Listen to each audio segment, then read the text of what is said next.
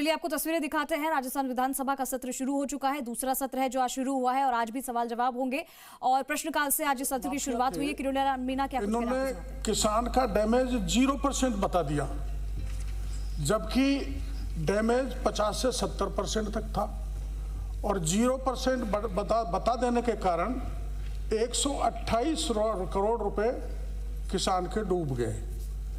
ऐसा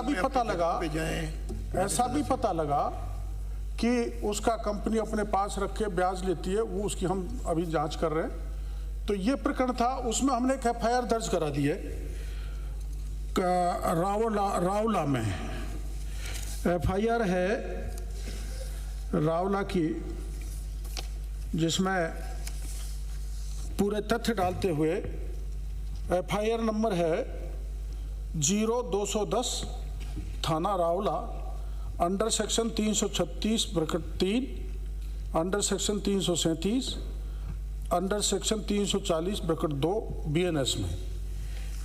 पुलिस इसकी जांच कर रही है और 122 करोड़ रुपए हमने ये तय किया है कि इसको DGRC और SGRC में सुनकर ये पैसा दिलाया जाए। ये कंपनी प्रथम दृष्टया हमारी नज़र में डिफॉल्टर है, तो हमने भारत सरकार को पत्र लिखा है कि इस कंपनी को टेंडर नहीं दिया जाए।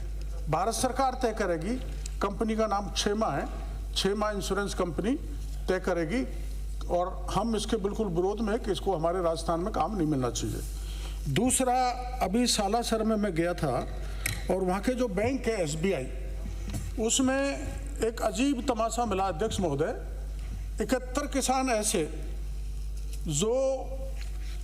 जिनके रिलेटिव के नाम सेम और खुद का नाम में कोई परिवर्तन नहीं, जैसे माननीय सदस्य कह रहे हैं अजय कुमार, सनोप अजय कुमार, जो फर्जी बड़ा किया है उसमें। तो वो तहसील गजनेर जो बीकानेर में है, वहाँ के उन्होंने डॉक्यूमेंट बताए, 100 कार्ड डॉक्यूमेंट। गजनेर में जाके जब हमने दिखवाया तो वहाँ न तो उनके नाम जमीन थी, न कोई रकबा था। तो हमने फिर इसमें बैंक में जाके, मैं खुद चला गया था अधिकारियों को लेके, तो ये पाया गया कि 71 किसानों का किसी प्रकार का डॉक्यूमेंट यहाँ पर है नहीं, SBI ब्रांच सालासर में। यानी यहाँ तक भी पता लगा है कि KCC भी इनके पास नहीं थी, पर बिना KCC के भी लोन दिया जाता है, वो इंश्योरेंस हो जाता है। तो इन्होंने सेविंग अकाउंट खुलाए, जैसे हमको जानकारी मिली है, और सेविंग अकाउंट के आधार पर किसानों की प्रीमियम काट ली करीबन 13,78,000 रुपये। अगर ये जारी हो जाता तो स्टेट और केंद्र को 9 करोड़ रुपए इन माफियाओं को देना पड़ता। तो ये जो माफिया हैं, ये कंपनी के लोग भी हैं, कुछ आमजन से भी हैं जो इस धंधे में लगे हुए, और ये नागौर, बीकानेर, चूरू का कुछ हिस्सा, कुछ सांचौर, जालौर के हिस्से में ये ऐसी कार्रवाई ज़्यादा चल रही है। इनको गहराई में जाने से ज़रूरत है। इसमें हमने एक FIR दर्ज कराई है, इसमें भी सालासर वाले मामले में 0017/ सालासर थाना, और इसके ऑफेंस है 319(2), 318(4), 61(2) और A। इन सीरियस ऑफेंस में हमने FIR दर्ज कराई है।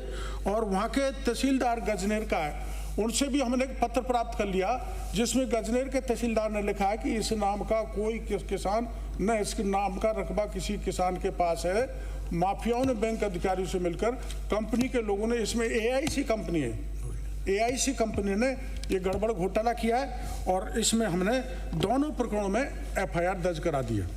दूसरा पूरा महोदय, हमारे इलाके में भी काफ़ी FIR दर्ज हुई है, जिसके बारे में मंत्री महोदय ने अवगत कराया नहीं है। तो मैं पूछना चाहूँगा कि क्या यह सही है कि बीमा कंपनी और विभागीय अधिकारियों की मिलीभगत से क्रॉप कटिंग के आंकड़ों में हेरफेर कर किसानों के वास्तविक नुकसान को कम करके दिखाया, एवं दावे के भुगतान पर देरी का 12% ब्याज भी कंपनियों से नहीं वसूला गया? तब विभागीय अधिकारियों की मिलीभगत से बीमा कंपनियों को फायदा पहुंचाया गया? यदि हाँ, तो शेरगढ़ और प्रदेश में ऐसे कितने प्रकरण हैं? कब वो कहाँ प्रकाश में आए? वो बीमा कंपनियों व अधिकारियों के विरुद्ध क्या कार्रवाई की गई? क्या सरकार उक्त प्रकरण की उच्च स्तरीय न्यायिक जांच करवाने का विचार रखती है? यदि हाँ, तो स्पष्ट करें। माननीय मंत्री, ये जो इन्होंने पूछा है कि प्रकरण कहाँ हुए, उसकी विस्तृत जानकारी हम प्राप्त कर लेंगे। लेकिन माननीय सदस्य के इलाके में भी इसका गड़बड़ हुआ है और कम किसानों का बीमा बताने की जैसी माननीय सदस्य कह रहे हैं वैसी घटनाएं राजस्थान में विभिन्न जिलों में होती रहती है। आप तो कम की बात कर रहे हो, करणपुर में तो डैमेज ही 0% बता दिया। इसलिए हम इस सब की जांच कराएंगे और आपने जो कहा है कि ये 12% का पेंडेंसी पर पैसा नहीं दिया जाता, मैं इसको स्वीकार करूंगा और इसका कोई न कोई रास्ता निकालेंगे। और चूंकि ये एक तरह से प्रथम दृष्टया एक ऑर्गेनाइज्ड काम है, संगठित अपराध ये राजस्थान में हो रहा है, इसलिए मैं माननीय सदस्य को कहना चाहता हूं कि इसकी हम एसओजी से जांच कराएंगे समस्त राजस्थान में, जैसे ऐसे किसानों के साथ प्रधानमंत्री फसल बीमा योजना में गड़बड़ की गई। अगला प्रश्न है एसओजी जांच। धन्यवाद। आपके माध्यम से शेरगढ़ का प्रश्न है। हाँ, मैं आपके माध्यम से मंत्री महोदय जी से ये जानना चाहता हूं कि ये जो क्लेम बीमा कंपनी के पास लंबित है और जो राज्य के प्रीमियम भुगतान और अनुमोदन के कारण रुके हुए हैं कुछ, तो इन दोनों को अलग अलग आप जो है बताने की कृपा करेंगे। एक दूसरा प्रश्न मेरा ये है कि इन 2 सालों में कितनी राशि अभी लंबित है और इसका भुगतान कब तक हो जाएगा।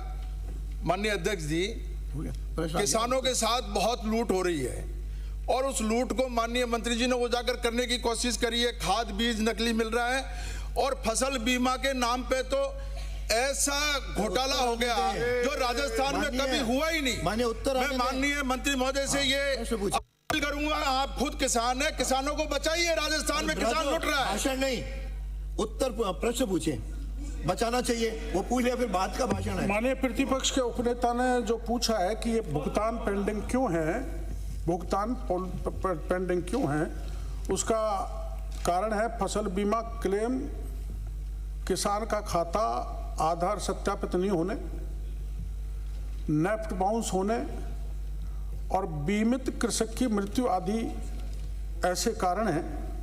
इनको हमने स्पेशली सरकार ने आदेश दिए हैं कि खातों को सत्यापन करें, आधार सत्यापित करें, उत्तराधिकार प्रमाण पत्र आदि वेरीफाई होते ही ये भुगतान कर दिया जाएगा। हमने ऐसा कलेक्टर्स को लिखा है ताकि वो हमारे नीचे के अधिकारी पटवारी वगैरह इसको वेरीफाई करके जल्दी से जल्दी भुगतान करेंगे। जहाँ तक आंकड़ों का मामला, माननीय उपनेता कह रहे थे कि कितना भुगतान पेंडिंग है, कितना क्या है, इसमें दरअसल में करीबन 6,328 करोड़ रुपए हमने इसके फसल बीमा के दिए हैं, तो ये रबी और खरीफ के, जिसमें 188 करोड़ पिछली सरकार के बकाया भी दिए, पिछली सरकार के।